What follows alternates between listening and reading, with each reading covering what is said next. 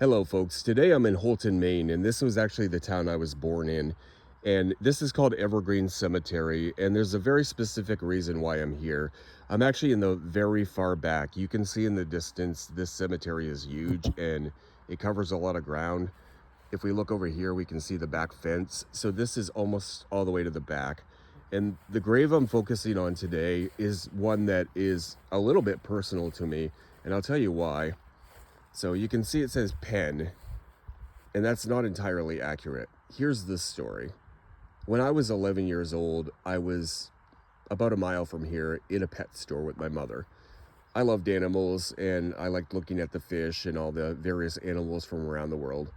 And so we were in there, and somebody came in yelling an old woman had just been killed by an 18-wheeler. So we ran across the street, and it was this lady who I found out later her name was Elizabeth Penn, and she was dead. And so I've sort of had that image in my mind for about 36 years. Well, in 2022, I wanted to find out who she'd been. And I figured maybe she, was a grandmother and probably her husband had passed away and that would be the end of it. But it was so much more than that once I started researching. And I found out that Elizabeth Penn was born Elizabeth Jane Haggerty December 22nd of 1902. She passed away just 20 days before her 87th birthday, and she passed away December 2nd, 1989. When I came across the scene, she was dead, and she had grabbed a hold of an 18-wheeler and fallen underneath the tires. She was known for walking around town and grabbing a hold of things for support. Unfortunately, you grab a hold of a vehicle, eventually it's going to move. That's what happened, and the driver didn't see her. But the more I researched, the more fascinating the story became. It was like something out of the Grapes of Wrath. She was born in poverty in Amity, Maine, which is probably 12 miles from here. And she was born to Daniel Haggerty, who was from New Brunswick, Canada, and her mother was Eliza Jane Whalen, who married Daniel Haggerty, and she was from Amity as well. But Daniel was probably about 19 years older than Eliza, and Daniel struggled with alcohol.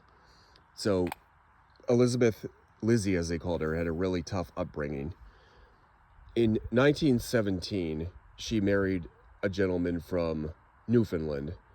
He was from a town called Mosquito, which is now called Bristol's Hope, Newfoundland. And it's part of Canada now, but back then it was actually part of Great Britain.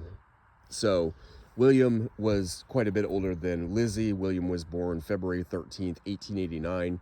Lizzie was born December 22nd of 1902. So William was about 13 years older than Lizzie, give or take. And they married in 1917. He would have been about 28 years old. She would have been roughly 14. They had 4 children, and they all died in infancy.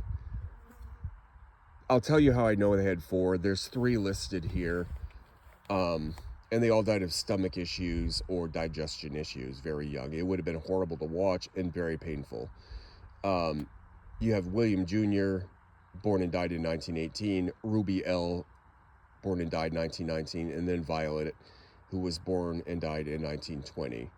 William was actually drafted, even though he was never naturalized. He was an alien from Newfoundland, lived in the U.S., but he was somehow still drafted for World War I, and he served in Cape Elizabeth, Maine, as a coastal gunner. So about the time they would have had William Jr., William Sr. would have been serving. He was released, obviously, the war ended, and they had 3 more children. I can't find the name or the record anywhere, but I'll tell you in a few minutes how I know they had 4 children. But they all died in infancy for sure. So she had an abusive, alcoholic father, and the mother was promiscuous. And William actually, to put it bluntly, had Lizzie on the streets as well. So back in the 1920s, that would have been a scandal. It wouldn't be today.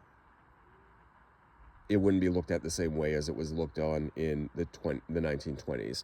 So in 1923, Lizzie was arrested for lewd and lascivious behavior, and she was put into the women's penitentiary in Skowhegan, Maine. In 1925, they decided that she wasn't really a danger to society, but she was mentally unstable. So they put her in what they called the Pownell State School, or the terminology at the time was the Pownell Home for the Feeble-Minded, which sounds very cruel, and it is, but that was the time that they were in. And so when Lizzie was interned there, it was for a very long time, and William moved to that part of the state. Lizzie was in Gray, Maine, at the Pownell School, and so William was a laborer. He found labor work in Turner, Maine, which is in that area.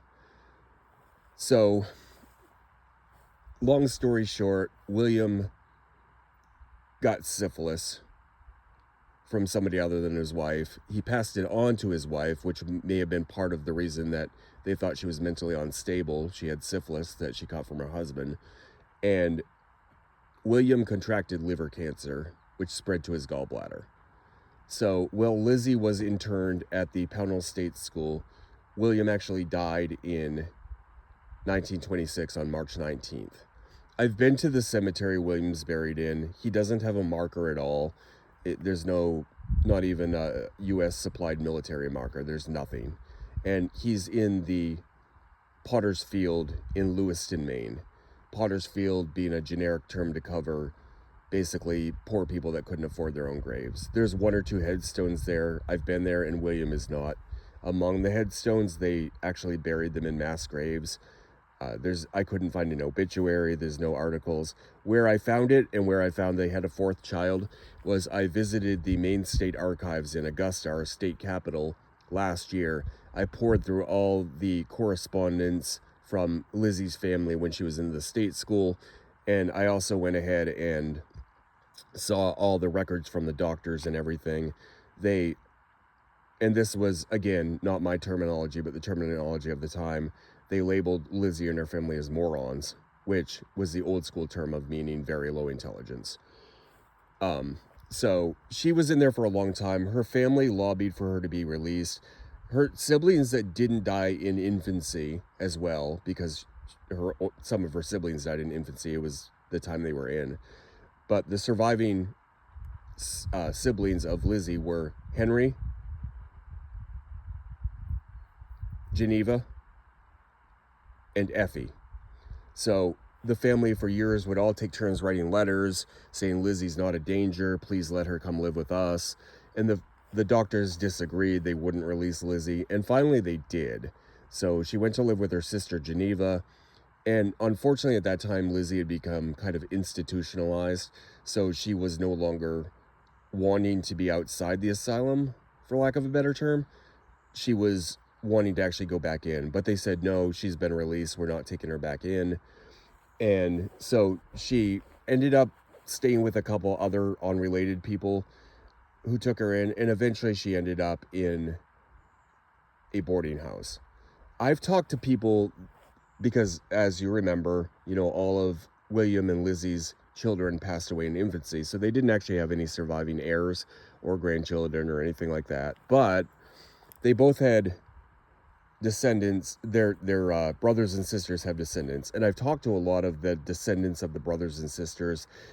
I've talked to people whose parents actually owned the boarding home and they worked there too, and they said that Lizzie was just a sweetheart, very childlike, always carried a doll with her, and just a real sweetheart, especially for the horrendous life she'd had.